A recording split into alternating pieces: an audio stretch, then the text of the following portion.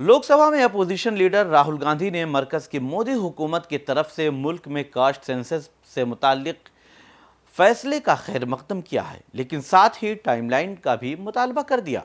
राहुल गांधी ने कहा कि कास्ट सेंसस को डिज़ाइन करने में हुकूमत को हमारी पूरी हिमायत हासिल होगी। इसके लिए बेहतर ब्लूप्रिंट की ज़रूरत है। हम इसका डिज़ाइन बनाकर हुकूमत को देंगे।